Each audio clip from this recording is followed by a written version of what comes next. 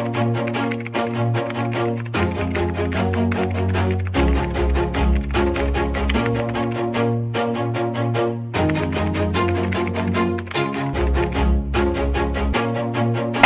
denied.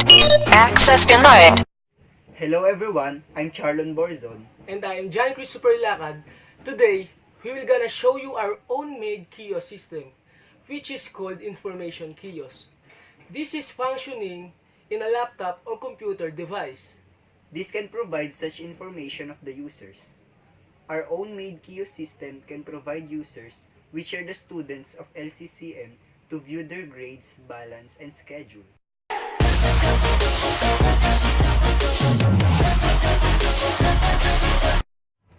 The first part of the video is preparing the kiosk system. It runs on different applications such as XAMPP, which serves as the control panel of the system. Inside of it is Apache, which is the web server, and MySQL, which serves as the database. Then Google Chrome as the web browser. You can use other web browsers like Mozilla Firefox, Internet Explorer, and others. Lastly, the text editor that I'm using is Visual Studio Code. You can use other text editors like Notepad, Notepad++, and Sublime Text.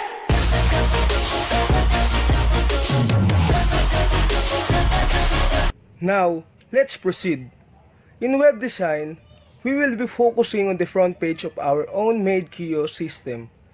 As you can see, this is the screen of the front page. It is divided into 6 parts: the header, terms and conditions, payment, class distribution, classes, and portal to the next page or screen. This part is the most important information of our own made kiosk system because it serves as the announcement of the school. Now, let's proceed to the codes of the front page. As you can see, it has an extension file named frontpage.php, and it can run because of the web server named Apache. This is the opening tag of HTML.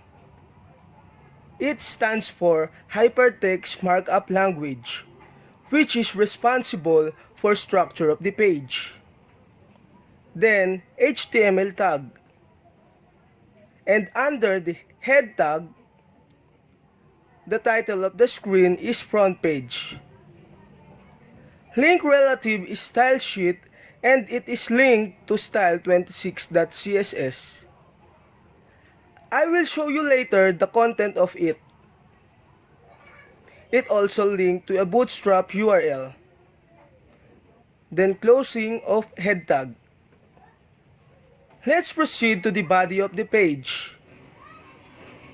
Inside of it is the header, and under of it has 2 images named lac.jpg and kiosk1.jpg, which is here.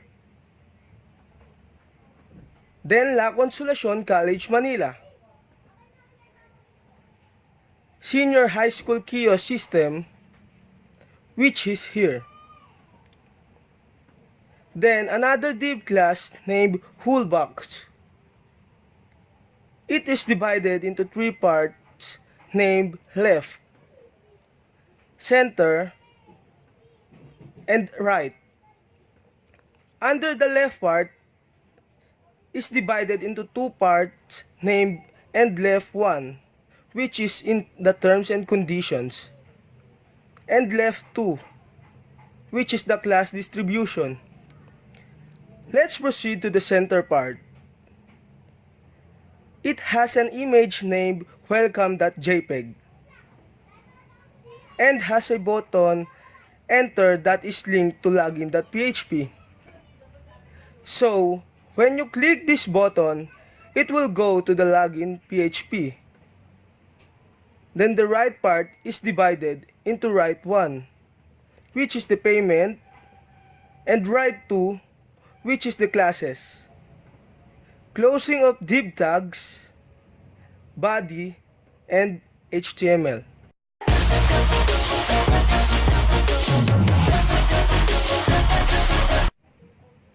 Now, let's proceed to CSS. It stands for Cascading Style Sheet, which is responsible for the design of the screen or page. As I said earlier, this front page PHP is linked to a CSS file named style26. And this is the content inside of it. As you can see, the body has two properties. It has a background image of a URL named lccm.jpg, which is here. The background picture of the screen, and it has a background size of cover.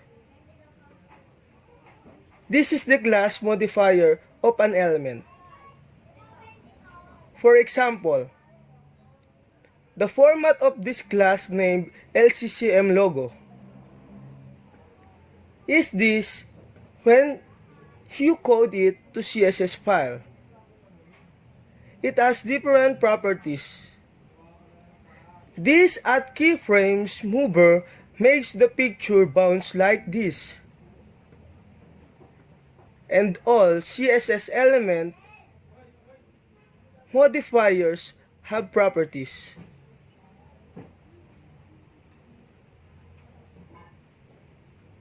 That makes the screen look like this.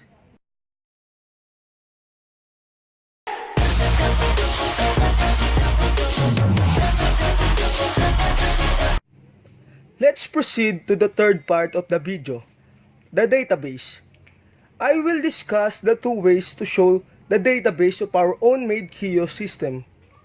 As you can see, this is XAMPP control panel. We will go to the MySQL or the structured query language, which is responsible for providing database. I will click the admin button and it will go to the content of the localhost PHP myadmin. As you can see, in the left side of the screen, these are the different databases. We will go to the Kiosk, which is the database of our own system. It has two tables, the info and the users table. We will be focusing on the info table. Inside of it, the table has values that are inserted in the different columns. From subject ID, which is 6, up to average, which is equals to 90. Now, let's go to the structure of the database. As you can see, there are checkboxes, numbers of values, names, up to action, which you can change, drop, and other that you can do in the columns. The names of the columns are subject ID, subject name, faculty name, up to average, that are the content of the grades.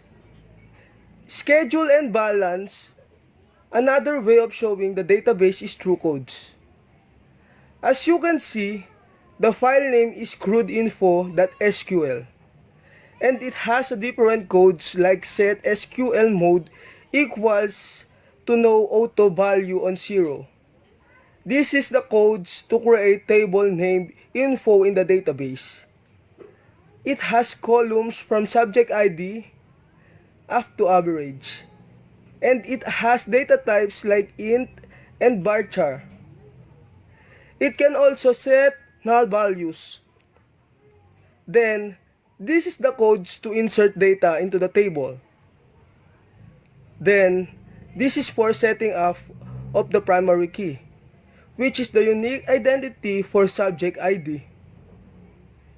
Lastly, this is the code for modifying subject ID in setting auto increment.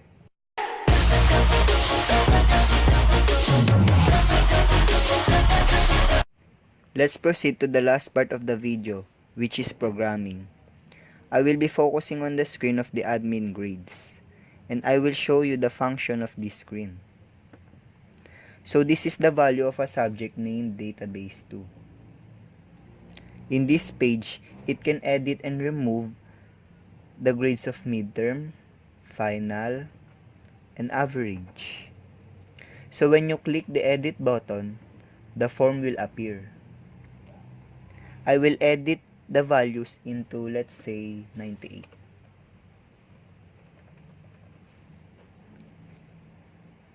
Let's click the update button.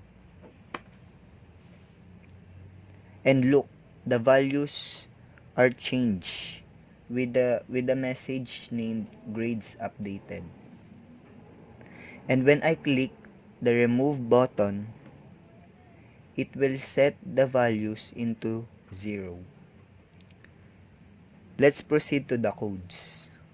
The programming language that I use is PHP or Hypertext Preprocessor. The file name is servergrades.php. This is the opening of PHP.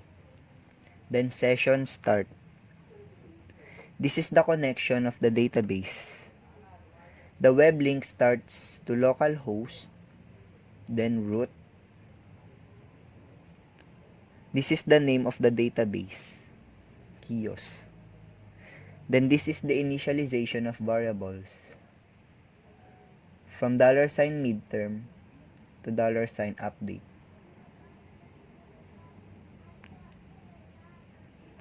This $result is for the selecting of all information from the table named info. And when you click the update value, which is here,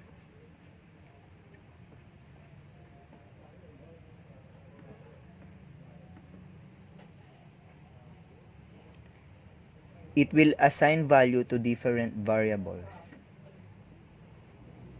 Then this SQL code will update the data. It will also create a session named message, and it is equals to grades updated. Then header, it simply means the location of the screen when the codes are done functioning, which is admingrades.php. Then this is for the delete button, which is here.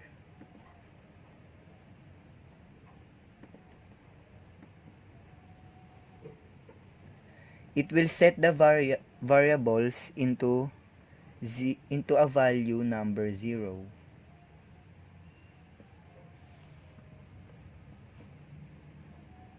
Let's proceed to the admingrades.php. So this is the PHP code in connecting to the servergrades.php. This is for the edit button, which is here. When you click this edit button, this variable $record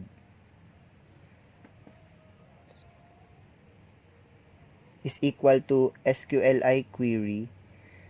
May SQLi query, then connection of the database, select all from info, which is the table where subject ID equals to $ID. And this is for the counting of subject ID. So, when the $record is greater than or equal to 1, it will fetch values to different variables.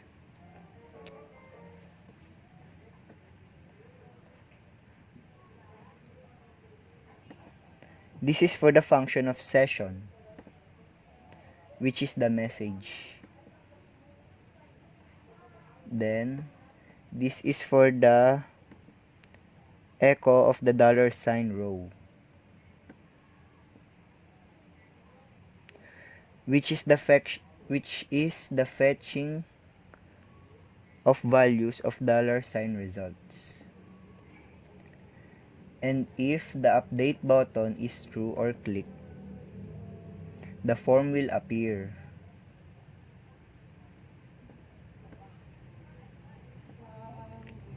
The midterm, final, and average with different values.